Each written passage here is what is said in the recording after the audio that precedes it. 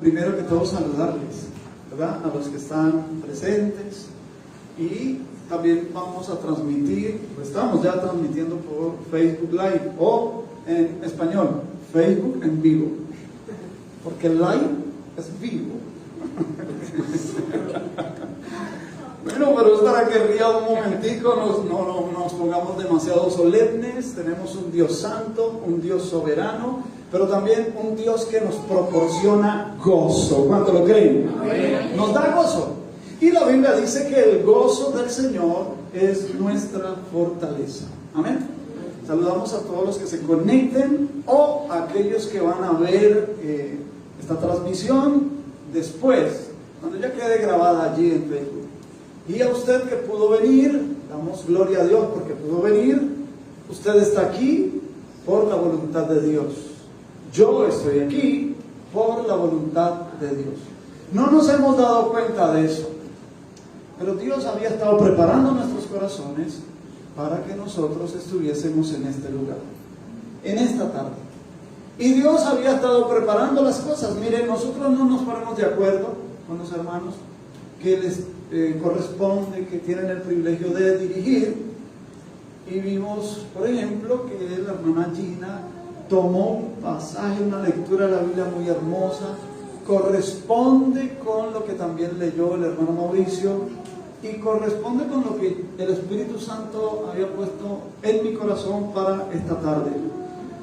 Ya se van a dar cuenta ustedes este enlace maravilloso que hace el Señor. Mi esposa también dijo algo importante que yo quiero enfatizar por un momento antes de entrar a la palabra del Señor. Y es que, bueno, tal vez es porque es filosofía nuestra en el ministerio que el Señor nos ha dado a través de los años que hemos estado sirviéndole al Señor. Nos hemos dado cuenta de que las multitudes pues son hermosas. El Señor ministraba en multitudes, ¿verdad que sí? Pero a lo último, el Señor tenía a sus 12, ¿verdad? Entonces, el trabajo que se hace mejor hecho, se hace con los pocos. Las multitudes van y vienen. Las multitudes se mueven por emociones, pero los pocos se mueven por el Espíritu. Claro que yo no estoy haciendo una apología para que seamos pocos y sigamos siendo pocos. Les animo, al contrario, que cada sábado que podamos estar reunidos aquí nos vengamos de traje, ¿verdad? De traje 1, traje 2, traje 3. Invitemos a más personas porque los días son malos y se están poniendo más malos. Mañana son elecciones. Usted, si como buen ciudadano quiere hacerlo, estamos en un país libre y usted quiere ir a votar, vote según su conciencia. Supe de un pastor que le está predicando a su congregación tomando el pasaje de San Mateo capítulo 25 desde el verso 31 en adelante, que es un pasaje para cuando el Señor Jesucristo venga por segunda vez y se siente en su trono de gloria. Así dice ese pasaje. Es para esa época, es un pasaje futuro, pero el pastor toma ese pasaje y lo aplica para el presente. Y está diciendo que los que voten por la izquierda, de una vez se van para el infierno. O sea, ya se ganan la boleta para el infierno. ¿Por qué? Porque en ese pasaje dice que el Señor Jesucristo le dirá a los de la izquierda: apartaos malditos al fuego eterno preparado para el diablo y sus ángeles. Entonces el pastor toma ese versículo y se lo dice a los hermanos: cuidadito, usted va a votar por la izquierda. Nosotros aquí no decimos eso. Nosotros decimos: vote a conciencia. Dios nos dio una conciencia y podemos hacerlo. Si su conciencia le dice: no voy a votar, no tengo ganas, pues siga también su conciencia en eso. Lo que se viene para el país, para Colombia, y aprovecho de decirlo ahora antes de entrar a la palabra, y lo digo para que quede ahí grabado en Facebook. Qué bueno que queda grabado en Facebook, porque cuando empecemos a ver las cosas, esto no es nada nuevo, ni estamos queriendo meter miedo, no. Que el Señor nos guarde, que el Señor nos libre. Sucede que Dios tiene un cronograma, una agenda para con Colombia. Al igual que para con cada país sobre la tierra. Ese conflicto que hay allá entre Rusia y Ucrania, ¿cierto? Está a punto de desatarse la tercera guerra mundial. A punto, si Dios lo permite. Si Dios no lo permite, no va a pasar más nada. Amén. Porque Dios tiene su ¿qué? Agenda para con las naciones de la tierra. Colombia es una nación de la tierra. Y Dios tiene un trato para Colombia. Y Dios ha prometido bendecir a Colombia. Y Dios ha prometido derramar un avivamiento sobre Colombia. Y el que lo promete es fiel aun cuando nosotros seamos infieles. Él permanece fiel y Él va a cumplir sus promesas. Nada más que para que ese avivamiento se pueda dar en este país, el pueblo colombiano tiene que empezar a sentir la necesidad de volverse a Dios, sentir la necesidad de buscar a Dios. Y eso no va a ser de otra manera, sino que Colombia atraviese por un periodo de necesidad espiritual. Pero la iglesia debe alistarse porque la iglesia también está a punto de pasar por un proceso, incluso hasta de persecución. Colombia ya aprobó desde las grandes instancias, la Corte Constitucional aprobó el aborto. Una mujer puede abortar un niño hasta ¿de cuántas semanas? 26 semanas o 24 semanas. Bueno, lo puede abortar. ¿Saben ustedes, yo hago la pregunta, ¿saben ustedes en qué problemas se han metido esos jueces que aprobaron constitucionalmente el aborto? ¿Saben sus familias? Ya que ellos hicieron un pacto con la muerte, ¿saben sus familias cómo van a ser tratadas por la muerte? Nosotros tenemos que orar. Eso le corresponde a la iglesia.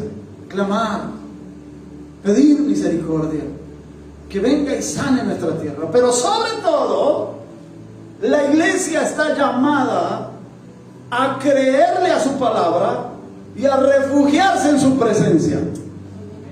Por eso vuelvo y repito, no nos afanemos si en una reunión no hay una multitud de personas, porque está escrito que para este tiempo dice el Señor a través de una de las cartas a una de las 7 iglesias en Apocalipsis, hay unas pocas personas en ti, pocas, no dice que muchas, pocas personas en ti que no han manchado sus vestiduras. Esas pocas, con esas pocas, el Señor hará el trabajo. Con esas pocas el Señor hará su obra. Y con esas pocas, si nos dejamos guiar por el Señor derramará de su espíritu en esas pocas, para que con esas pocas haya la multiplicación que Dios quiere que haya en Colombia, pero que se haga bien, es lo que quiere el Señor. Amén. Cierro el paréntesis.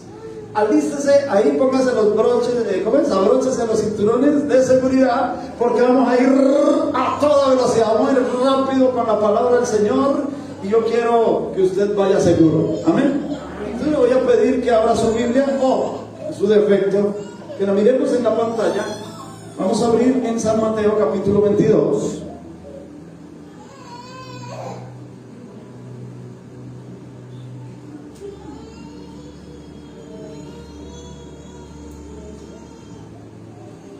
San Mateo capítulo 22, desde el verso 1 hasta el verso 14. Y en esta tarde vamos a hablar sobre la parábola de la fiesta de bodas del Hijo del Rey. Leo a favor de usted. Respondiendo Jesús les volvió a hablar en parábolas diciendo: el reino de los cielos es semejante a un rey que hizo fiesta de bodas a su hijo y envió a sus siervos a llamar a los convidados a las bodas, mas estos no quisieron venir. Volvió a enviar a otros siervos diciendo: decid a los convidados: he aquí, he preparado mi comida, mis toros y animales engordados han sido muertos y todo está dispuesto, venid a las bodas. Mas ellos, sin hacer caso, se fueron uno a su labranza y otro a sus negocios. Y otros, tomando a los siervos, los afrentaron y los mataron. Al oírlo el rey se enojó y enviando sus ejércitos destruyó a aquellos homicidas y quemó su ciudad. Entonces dijo a sus siervos: las bodas a la verdad están preparadas, mas los que fueron convidados no eran dignos. Id pues a las salidas de los caminos y llamad a las bodas a cuantos halléis. Y saliendo los siervos por los caminos, juntaron a todos los que hallaron, juntamente malos y buenos, y las bodas fueron llenas de convidados. Y entró el rey a ver a los convidados y vio allí a un hombre que no estaba vestido de bodas. Y le dijo: amigo, ¿cómo entraste aquí sin estar vestido de boda? Mas él enmudeció. Entonces el rey dijo a los que servían: atadle de pies y manos y echadle en las tinieblas de afuera, así será el lloro y el crujir de dientes. Que muchos somos llamados y pocos los escogidos. Amén. ¿Qué tal si me acompañan en una corta oración? Querido Padre, en el nombre poderoso de tu Hijo Jesucristo, Señor, te damos gracias porque nos das la oportunidad de estar reunidos, pero no solo reunidos aquí unos con otros, sino reunidos en torno a ti, porque tú eres el protagonista, tú eres el eje, tú eres nuestro Señor. Reconocemos nuestra condición delante de ti y te reconocemos a ti también, Señor. Reconocemos tu majestad, tu señorío, tu poder, pero también tu misericordia. Nos acogemos a ella, Señor, en esta tarde. Venimos delante de ti como quienes tienen hambre y sed, como quienes tienen necesidad de ser saciados. Sacia nuestra necesidad, porque tú conoces nuestras necesidades antes que nosotros te las pidamos. Señor, gracias por las provisiones que has hecho a nuestro favor. En el nombre de Jesús. Amén. Estamos hablando sobre las provisiones de la cruz. Y me he atrevido a tomar este pasaje para hablar sobre una provisión muy importante para nosotros, que son las bodas. Para estudiar este pasaje, tenemos que estudiarlo como lo que es, como una parábola. Es decir, nosotros no podemos estudiar este pasaje de la Biblia como estudiar un pasaje histórico, un pasaje profético, un pasaje doctrinal, aunque las parábolas contienen doctrina, las parábolas contienen profecía, pero no podemos estudiarla desde ese enfoque. Vamos a estudiarla como lo que es, como una parábola. En esta parábola el Señor Jesús está presentando lo que es lo que hemos llamado, lo que se llama en la Biblia, las bodas del Cordero. Pero resulta que las bodas del Cordero, a diferencia de lo que piensan muchos, que es algo futuro y que es algo que se va a celebrar en los cielos, no me quiero meter ahí, no hay tiempo. A diferencia de eso, se nos manifiesta a través de este pasaje de la Biblia lo que el Señor Jesús enseña, que las bodas han tenido un progreso, así como también es típico del Señor progresar en la revelación divina. Es decir, que la luz de la aurora va en aumento hasta hasta que el día es perfecto. Dios no hace salir el sol en plenitud, sino lo hace salir de a poco. Aquellos que estamos en oscuridad y que necesitamos la luz, el Señor con su misericordia nos va dando luz de a poco, y poco a poco las tinieblas se van disipando. Todavía hay mucho por lo que el Señor tiene que alumbrar en nosotros, pero poco a poco el Señor lo va haciendo. Así que las bodas del Cordero tienen un progreso, y aquí en este pasaje se nos presenta 4 tiempos de las bodas del Cordero. El primer tiempo de las bodas del Cordero es Dios en el Sinaí para con su pueblo. Lo quiso hacer primero con Adán, para que Adán se estableciera como Señor, para que sojuzgara la tierra.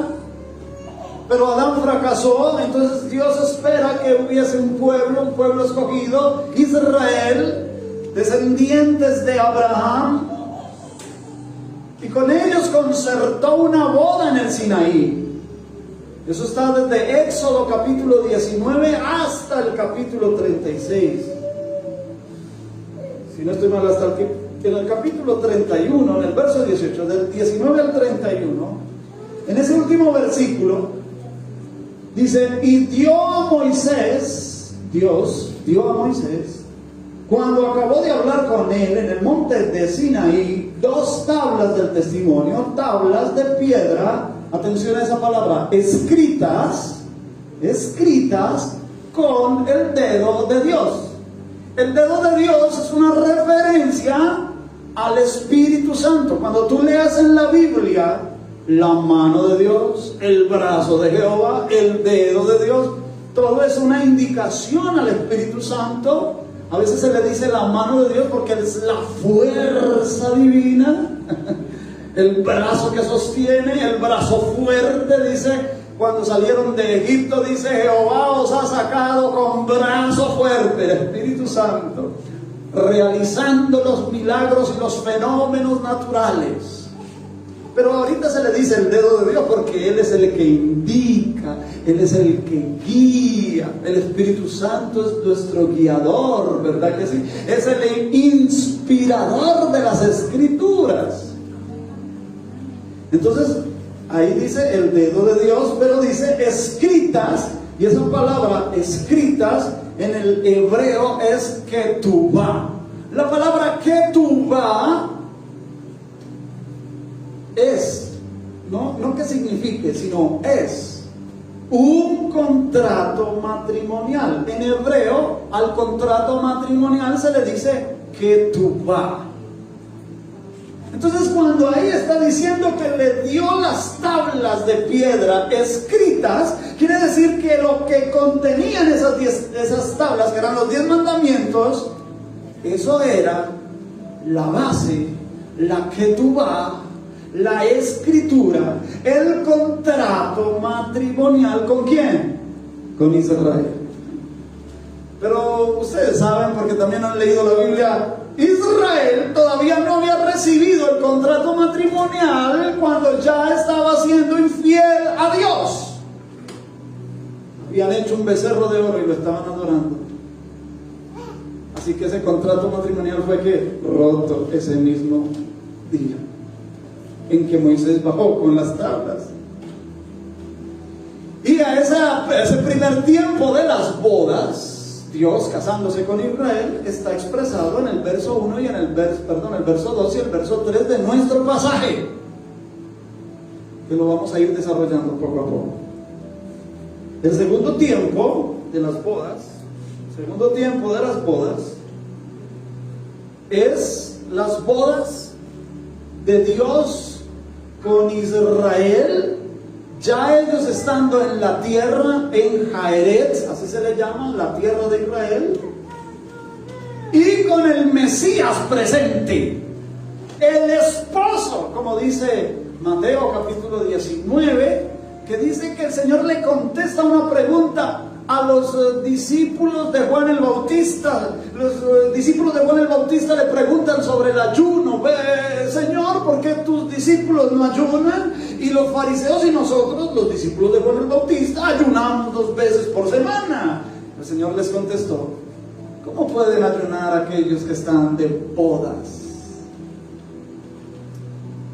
Y en el original, en el griego, la palabra es nunfios, esposo, nunfios. De ahí viene la palabra nupcias. En otras palabras, no estoy diciendo esto porque no dice en el griego no quedó escrito gamos. Gamos de gamia, ¿cierto? Monogamia, que es una persona que se casa con una sola persona. Poligamia, que tiene varios matrimonios, ¿verdad? De ahí viene la palabra gamo. Gamo es que ya están, ¿qué? Casados. ¿Por qué en el griego utiliza la palabra nunfios? Porque está hablando de celebración, de fiestas. ¿Me estoy dando a entender? No sé si yo lo llevo confundido. Les dije que se abrocharan el cinturón, a ver si sufrimos algún tropiezo en el camino y puede que nos voltee un poquito el pensamiento. Bien, no quiero enredarlos con esto de el griego y el hebreo. Pero cuando el Señor Jesús dice: ¿cómo pueden ayunar aquellos que están de bodas? O sea, los que están celebrando, mientras el esposo, el que está celebrando, está con ellos. Un día les será quitado el esposo y entonces ¿qué? Ayunarán, ¿verdad? Esa es el segundo tiempo de las bodas. Vino el esposo, se quiso casar con Israel, porque le dijo a la mujer sirofenicia: yo no he sido enviado sino a las ovejas perdidas de la casa de Israel. Sabemos que eso también fracasó. Ellos lo desconocieron. Juan capítulo 1 versículo 12: a los suyos vino, pero los suyos no le recibieron. No le recibieron. Entonces viene un tercer tiempo que ya es para todos. Amén. Dice: más a todos los que le recibieron y a los que creen en su nombre les dio potestad de ser hechos hijos de Dios. A partir del versículo 8 está ese tercer tiempo de nuestro pasaje. Y el cuarto tiempo en el versículo 11, cuando el rey sale a mirar a los convidados, eso es el tribunal de Cristo. Pero vamos a ir desarrollándolo para entender mejor este pasaje. Yo quisiera que leyéramos Mateo capítulo 21 verso 45 y verso 46. Jesús les dijo: y oyendo sus parábolas, muy bien, los principales sacerdotes y los fariseos, atención, ¿quiénes eran los que oían las parábolas del Señor? Los principales, ¿qué? ¿Y quiénes más? Me caen bien, porque saben leer los hermanos. Bueno, entonces, ¿entendieron? Note, dice, ¿entendieron? ¿Quiénes entendieron? Los principales sacerdotes y los fariseos entendieron que hablaba de ellos. Versículo 46. Pero al buscar cómo echarle mano, tenían al pueblo, porque este le tenía por profeta. Capítulo 22, versículo 1. Comencemos con el versículo 1. Respondiendo Jesús, les volvió a hablar por parábolas, diciendo: ¿Qué fue lo que sucedió aquí? Lo que sucedió aquí es que los principales judíos le habían preguntado al Señor que con qué autoridad Él estaba haciendo lo que estaba haciendo, empezando que con qué autoridad Él había entrado a Jerusalén, de la forma en que entró montado en un pollino de asno montés, y que todo el pueblo lo ovacionaba y cantaba el Jalel dedicado a Él. ¿Qué es el Jalel? Unas canciones que están desde el Salmo 115 hasta el 118, que se canta durante la Pascua. Bendito el que viene en el nombre del Señor. Y se lo estaban dedicando a Jesús. Hosana al Hijo de David. Bendito el que viene. ¿Y con qué autoridad entraste así? Tú sabías que si tú entrabas así a Jerusalén, tú estabas pretendiendo cumplir una vuestro rey vendrá a ti manso y humilde, montado sobre un pollino, cría de una asna montés. Entonces los judíos estaban ofendidos por eso. ¿Con qué autoridad entraste hacia Jerusalén? Y luego les preguntan, ¿y con qué autoridad volcaste las mesas en el templo? ¿Le volcaste las mesas a los cambistas? ¿Con qué autoridad hiciste eso? ¿Con qué autoridad estás predicando tu evangelio en el templo? Jesús les responde con otra pregunta.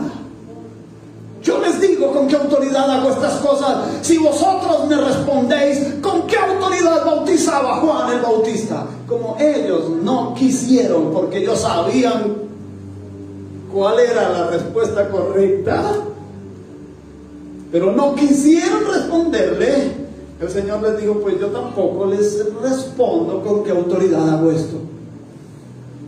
Sin embargo, no dejó las cosas ahí. En su respuesta, Él incluyó 3 parábolas. La primera parábola fue la parábola de los 2 hijos, el obediente y el desobediente. Los que han leído Mateo sabrán de qué se trata esa parábola.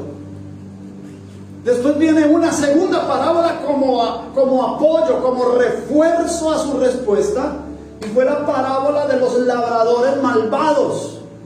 Los que han leído Mateo sabrán de qué se trata esa parábola.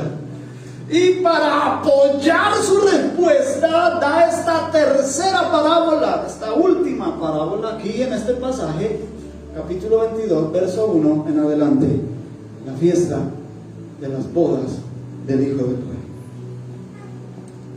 Entonces, ese era el último día de enseñanza pública del Señor Jesucristo. En unas cuantas horas, al Señor lo iban a arrestar, lo iban a condenar a muerte y lo iban a crucificar a las afueras de Jerusalén, a tan solo unas horas.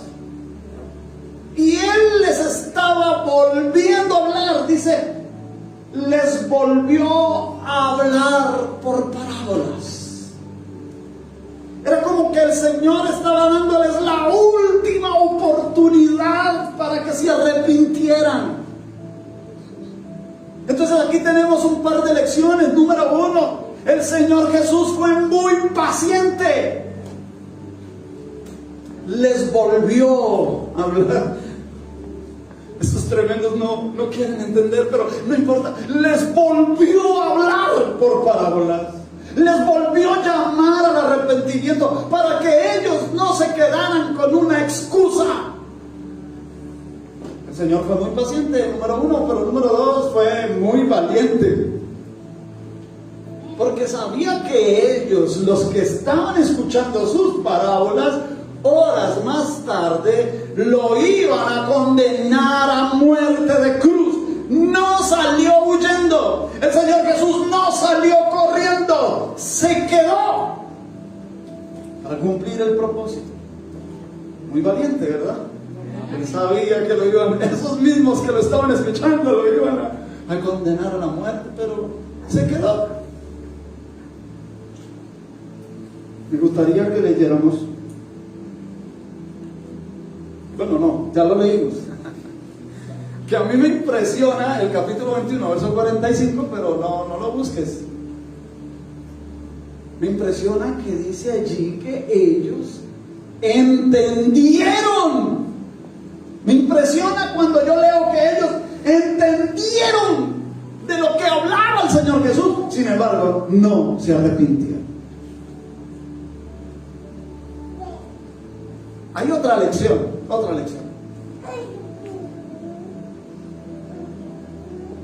Los que oímos y oímos y oímos la palabra de Dios, pero que no la obedecemos.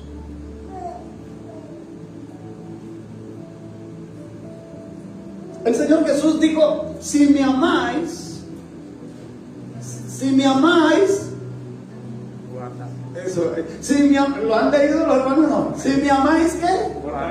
Guardad mis mandamientos. Ahora, guardar en la Biblia no es abrir un baúl y echar la Biblia entre ese baúl y echarle candado. Vea, yo ya estoy guardando la palabra de Dios. O tener una caja fuerte, ¿no? Y la tiene bien segura. Y yo la estoy guardando bien. No, eso no es guardar en la Biblia. Guardar es obedecer. Si me amáis, guardad mis mandamientos. Pero nadie puede guardar, nadie puede obedecer la palabra de Dios si primero no la entiende. Y nadie puede entenderla si primero no la oye. Ahora sí. Mateo capítulo 13.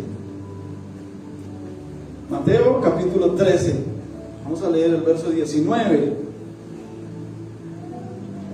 Cuando alguno oye la palabra del reino y no la que no la entiende, ¿qué va a pasar?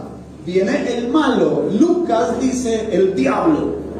Mateo lo llama el malo, pero es el diablo. ¿Qué va a pasar? ¿Qué hace el diablo cuando uno oye la palabra y no la entiende? El diablo viene y la que arrebata lo que fue sembrado en su corazón. Este es el que fue sembrado junto al camino. Oír, entender y guardar. Ahí está la clave. Entonces la pregunta es, ¿cuántas predicaciones nosotros podemos llegar a escuchar en un año? Si usted es buen cristiano, permítame, si usted es buen cristiano, usted cada 8 días está oyendo un sermón aquí. Amén. Amén, amén, amén. Si usted es mejor cristiano, porque los buenos cristianos vienen los sábados. Ay, el que lo entendió, lo entendió. Los otros son cristianos. Mentira, los hermanos que no pudieron venir hoy también son buenos cristianos. Los bendecimos en el nombre del Señor. Amén. Digan amén. Amén. Los bendecimos a los hermanos. No pudieron venir algunos hermanos, pero los que pueden venir fielmente cada sábado, ellos son buenos cristianos. Y los buenos cristianos al menos escuchan un sermón por semana. ¿Cuántas semanas tiene el año? Como 50 y no sé cuántas semanas. O sea que estaría escuchando, si es buen cristiano, estaría escuchando al menos unos 52 sermones al año. Corríjame, pues yo puedo estar equivocado. Si usted es mejor cristiano, en 3 semanas, al menos por YouTube o por Facebook o por algún otro medio, usted escucha otro sermón de otro predicador, otra predicadora, profeta, evangelista, y usted escucha otra predicación. O sea, usted estaría escuchando al año 100 y más de 100 sermones al año. Si usted es mejor cristiano, usted escucha un sermón entre semanas, un sermón los sábados, y también usted lee la Biblia. Los que son todavía mejores cristianos leen la Biblia una vez diariamente, al menos unos 2 o 3 versículos diarios leemos. Bueno, la pregunta es esta: de todo eso, de todo lo que oímos y de todo lo que leemos, ¿cuánto recordamos? Recordamos por ahí un 5%. Y de ese 5% que recordamos, ¿cuánto de eso entendemos? Y de lo que entendemos, ¿cuánto de eso guardamos? O sea, obedecemos. No me conteste. No me conteste. Es para la conciencia. Es para la conciencia. Versículo número 2. Versículo número 2. Mateo 22, 2.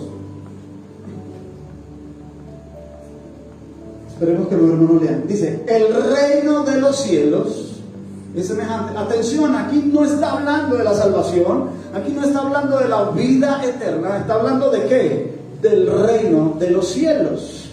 Es semejante a un rey que hizo fiesta de bodas a su hijo.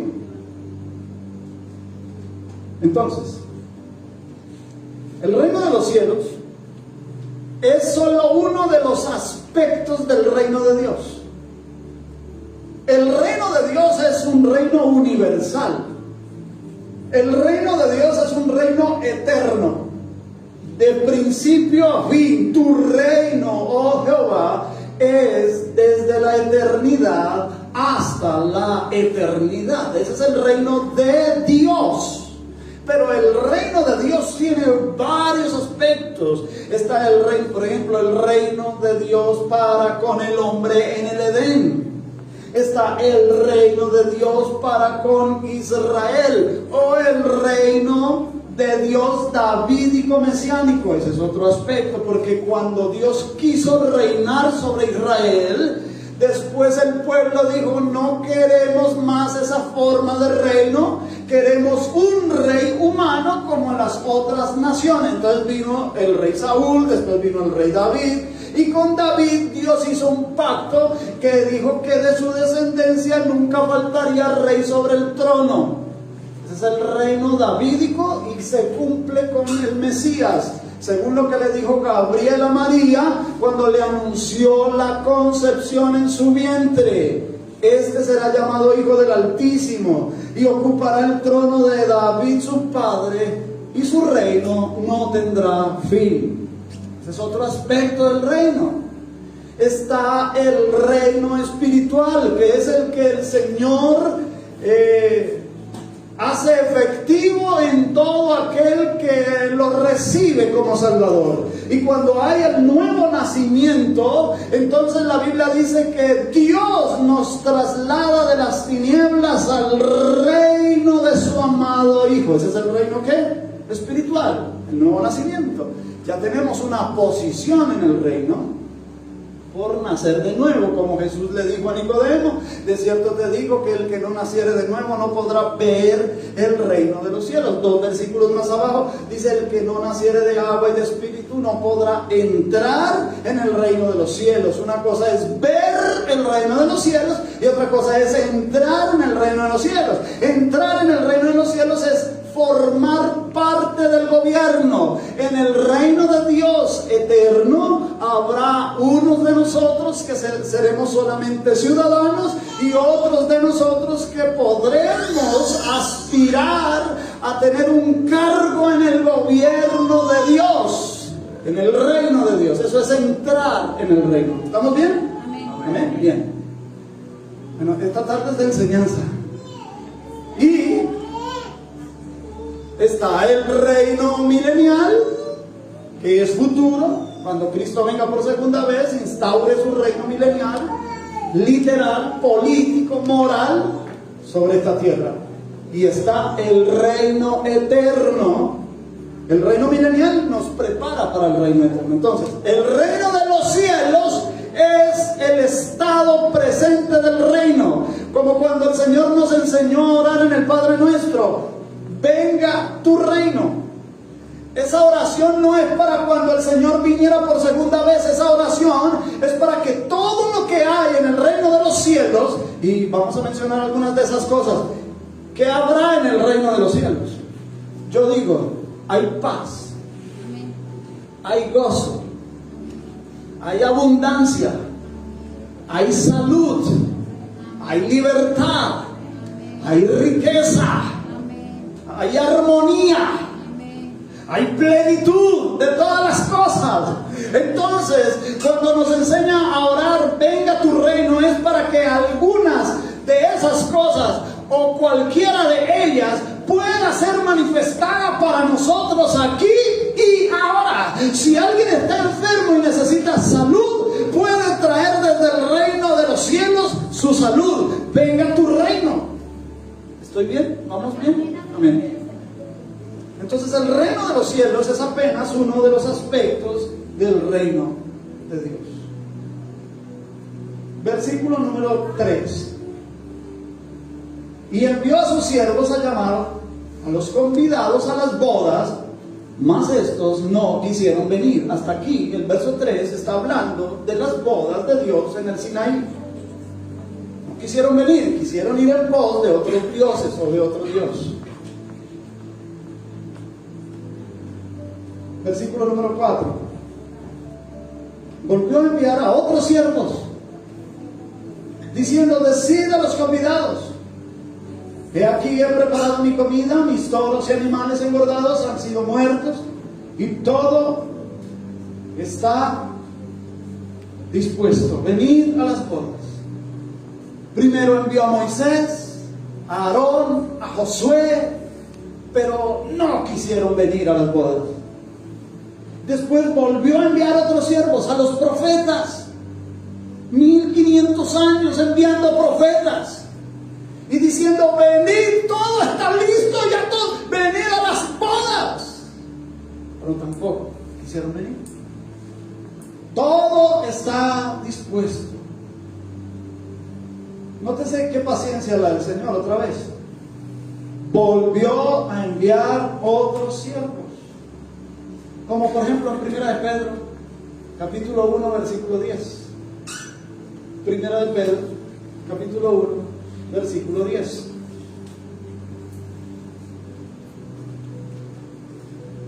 Y vamos a mirar allí: los profetas que profetizaron de la gracia destinada a vosotros, inquirieron y diligentemente indagaron acerca de esta, ¿qué? Salvación. Por eso el Señor les volvió a enviar otros siervos. ¿Cuál fue el problema en el pasaje de Mateo? Que los convidados a las bodas, los originales, no quisieron venir. No quisieron. Leamos Juan capítulo 5, verso 40. Mire el Señor Jesús lo que le dice a los judíos. Mire lo que le dice a los judíos: y no queréis venir a mí para que tengáis vida. El problema del hombre es un problema de voluntad. Nadie puede decir: yo quiero buscar de Dios, pero no puedo. Nadie, absolutamente nadie, se podrá presentar delante de Dios y decirle: Señor, yo quería buscarte, pero no podía. Falso. El problema del hombre es que sí puede, pero que no quiere. El problema del ser humano es que no quiere venir a Él. Dice el Señor, ¿será que el Señor es mentiroso? Dice: no queréis. No dice: no podéis. Dice: no queréis venir a mí. ¿Para qué? Para que tengáis vida. La voluntad del hombre es difícil. De las partes más difíciles de tratar en el ser humano es la voluntad. Una persona puede intelectualmente reconocer que está mal en alguna área de su vida. Intelectualmente lo sabe. Tiene la información, tiene las pruebas. Emocionalmente también siente que debe cambiar, que debe corregir. Pero la voluntad no lo debe. Está amarrada a la voluntad. Qué cosa tan difícil la voluntad del ser humano. Desde que el pecado entró en el hombre, la voluntad ha sido un problema. Y el Señor lo sabe, y por eso lo dijo. Entonces, mire esta lección. Ya todo está dispuesto. Ya todo está listo. Ya hoy más que nunca, el Señor, que ya había enviado al Mesías, a su Hijo, a morir en la cruz del Calvario por nosotros, a dar todas las provisiones que son necesarias para la vida eterna y para el reino, ya vino, ya murió, ya resucitó, ya ascendió a la diestra del Padre, y gracias que ascendió a la diestra del Padre tenemos un abogado, tenemos un intercesor, tenemos una cabeza y nosotros somos el cuerpo. Por eso cuando nosotros nos congregamos, nos alimentamos como cuerpo de Cristo. Usted no puede alimentar una mano aparte del resto de su cuerpo. No sé si alguien lo puede hacer. Bueno, las damas a veces usan nutrientes para el cabello y lo nutren por aparte, pero yo no sé, son mejores los nutrientes que entran por el cuerpo, porque así el Señor nos diseñó. Amén. Pero no me haga caso, no estoy en contra de los nutrientes para el cabello. Incluso los caballeros que se nos caen, comenzamos a vernos desentejaditos después de ciertos años y queremos que no se nos caiga más y comenzamos a aplicarnos cosas ahí en la cabeza, ¿verdad? Pero vale, eso vale también. Pero el cuerpo se alimenta, todo, cuando nosotros nos nutrimos, cuando nosotros comemos. Tú puedes leer la Biblia en tu casa, tú puedes orar en tu casa, tú puedes ver cualquier cantidad de predicadores por YouTube o por Facebook, sí, pero no va a ser lo mismo que cuando vienes a vivir la vida en comunidad, cuando vienes a vivir la vida con el resto del cuerpo de Cristo. La vida de la iglesia es la comunidad con los hermanos. Aquí todos oramos, aquí todos adoramos a Dios a una, disfrutamos del ambiente, somos ministrados por la misma palabra en vivo y en directo. ¿Quién de nosotros pudiera alguna vez decir, esa bandeja paisa está muy rica, pero qué pereza comer, qué pereza masticar? Yo como que voy a contratar a alguien para que mastique y después de que mastique me lo entregue para que ya me lo entregue masticado. ¿Quién hace eso, hermano? ¿Usted quisiera disfrutar de la bandeja paisa con su propio tenedor, verdad que sí? Que nadie más le meta la mano a su plato, que nadie más le pruebe esos frijoles. Usted se los quiere comer usted. Pero ¿cómo es posible que muchos de nosotros no entendamos eso en lo espiritual? Queremos comer comida espiritual que ya ha sido masticada por otros. No queremos venir al restaurante, no queremos venir y tomar la cuchara y llevar el alimento a nuestra boca. Esto es una exhortación para todos nosotros, hermanos. La vida de congregación no se reemplaza con nada, sino con la congregación. Amén, amén. Entonces todo está listo, todo está dispuesto. Ya Él envió el Espíritu Santo, nos ha dado hermanos en Cristo, tenemos una iglesia para congregarnos, tenemos una Biblia para estudiarla, ya todo está listo, las profecías se están cumpliendo. Hoy más que nunca Dios puede decirnos, mira, todo está dispuesto, los animales, los toros engordados ya los maté, ya están listos, están cocinados, están asados. ¿Qué es lo que tienen que hacer? Venir a las bodas. No es sino venir. Muchos de nosotros no queremos venir, nos queremos quedar en casa. Esta cuarentena nos dejó mal acostumbrados. No queremos venir. ¿No te das cuenta que no dice que hay que pagar por el boleto para entrar a las bodas? Tienes que trabajar y pagar tantos denarios para que vengas y entres a las bodas. Y podrás, no, ya todo está listo. Todo más. Lo que más pudo hacer el Señor, cuando Él dijo en la cruz, consumado es porque ese día dijo, ya todo está listo. Sigamos con el versículo 5. Mas ellos, sin hacer caso, se fueron, uno a su labranza y otro a sus negocios.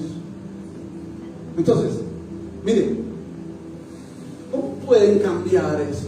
Vivir como si Dios no existiera. Vivir como si el reino de los cielos no existiera. Cambiar el polvo de la tierra por la gloria del cielo. Cambiar los negocios del mundo por los negocios, en lugar de los negocios del Padre. Claro, no es malo trabajar, no estoy diciendo eso. No es malo hacer negocios, no estoy diciendo eso. Es malo cuando por causa de lo uno se menosprecia lo otro. Versículo 6. Versículo 6. Y otros, tomando a los siervos, los afrentaron y los mataron. Versículo 7. Y al oírlo el rey se enojó, y enviando a sus ejércitos destruyó a aquellos homicidas y quemó su ciudad. Jerusalén destruida en el año 70. Porque el esposo en persona estuvo invitándolos. Y yo puedo recordar a Esteban, uno de esos siervos, que me impresiona cuando tú lees Hechos de los Apóstoles capítulo 7, el caso del apedreamiento de Esteban. Al final dice que los que lo iban a apedrear vieron el rostro de Esteban como el de un ángel, y aún así lo apedrearon. Qué impresionante. Los afrentaron y los mataron con justa razón. Él envió a sus ejércitos y destruyó aquella ciudad. Versículo 8. Entonces dijo a sus siervos, aquí viene la buena noticia, el evangelio: las bodas a la verdad están preparadas. Eso ya no se va a echar para atrás. Nadie va a frustrar el propósito de Dios. Nadie va a frustrar el plan de Dios. Entonces dice, mas los que fueron convidados no eran dignos. Versículo 9. Id pues a la salida de los caminos y llamad a las bodas a cuantos halléis. Versículo 10.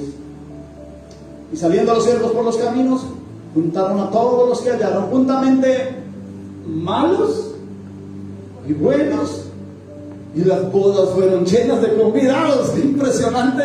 Las bodas fueron llenas de los convidados, y esos convidados, unos eran malos y otros eran ¿qué? Bueno, pero malos y buenos aquí son términos relativos. Nos está diciendo que el más bueno de los hombres todavía tiene algo malo. Mire conmigo Timoteo. Primera de Timoteo, capítulo 1, versículo 5.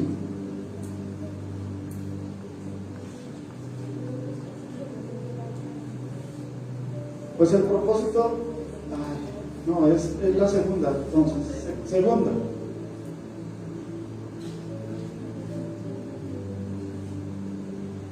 Tampoco es. Tengo mal la cita, perdónenme mis hermanos. Dice palabra fiel es esta: que Cristo Jesús vino a morir por los pecadores, de los cuales yo soy el primero. Solo dice Pablo. Él se cuenta como el primero, el número uno de los pecadores. Primera Timoteo 4:9. Primera Timoteo 4:9. ¿Por qué apunté mal? Bueno, 4:9. Palabra fiel es esta y digna de ser recibida por todos. 10. Que por esto mismo trabajamos y sufrimos oprobios, porque esperamos el Dios viviente, que es salvador de los hombres. ¿Sí? No es eso. Tampoco. Volvamos a Mateo 22, verso 11. Les quedo debiendo esa cita. Sé que dice así. Ahora, entre los más malos también hay cosas buenas. Porque 1 Corintios dice 3:8. Tito. No, creo que es bueno. ¿Sí? No es así. No, tampoco es así. Dice, Cristo Jesús vino a morir por los pecadores, de los cuales yo soy el primero. Ahora, de lo más malo también puede salir algo bueno. La Biblia dice que de lo vil y lo menospreciado de Dios, lo menospreciado del mundo escogió Dios para alcanzar a los sabios. ¿La encontró? Primera de Timoteo 1:15. Es 1:15, no 1:5, ¿sí? Me faltó el 1 antes del 5. Ahora sí, palabra fiel y digna de ser recibida por todos, que Cristo Jesús vino al mundo para salvar a los pecadores, de los cuales soy el primero. Gracias, hermana Díaz, que me salvó la patria. Vamos a Mateo 22:11, ya terminamos. 22:11. Dice, y entró el rey para ver a los convidados. Esta parte de aquí para abajo es futura, es el tribunal de Cristo. y vio allí un hombre que no estaba vestido de boda, versículo 12, y le dijo: amigo, ¿cómo entraste aquí sin estar vestido de boda? ¿Mas él qué? ¿Mas él qué? Enmudeció. Versículo 13, entonces el rey dijo a los que servían: atadle de pies y manos y echadle en las tinieblas de fuera, allí será el lloro y el crujir de dientes. Lloro y crujir de dientes es un término que habla sobre el tormento del infierno. Pero aquí está hablando de alguien que entró a las bodas, pero no estaba vestido de bodas. El contexto histórico rápidamente es que, como en ese tiempo los que vestían adecuadamente eran solamente los príncipes, los reyes, podían tener acceso a las buenas telas, el pueblo en común no tenía para vestir bien. Y como el rey mandó por los caminos a buscar a todo el que hallaran, pues gente del común llegó a las bodas, pero esa gente no tenía cómo vestirse adecuadamente porque era la fiesta más importante del país, era el hijo del rey el que se casaba. Entonces el rey enviaba los vestidos a las personas para que las personas se pudieran vestir adecuadamente. Por eso que llegó a las bodas, pero sin vestirse de bodas, el rey le pregunta: ¿por qué no estás vestido de bodas? ¿Y él qué? Enmudeció. ¿Por qué enmudeció? No tenía excusa. Dios le envió el vestido, Dios nos ha dado el vestido, pero si no nos queremos vestir y llegamos así al tribunal de Cristo, vamos a ser ¿qué? Echados fuera. No por la eternidad, pero sí hasta que se pague el último cuadrante. Oremos. Oremos, pidámosle al Señor que nos ayude a ser fieles. Hoy más que nunca, la fe de usted va a ser probada. La fe mía va a ser probada ahora más que nunca, en este tiempo. Padre, en el nombre de Jesús.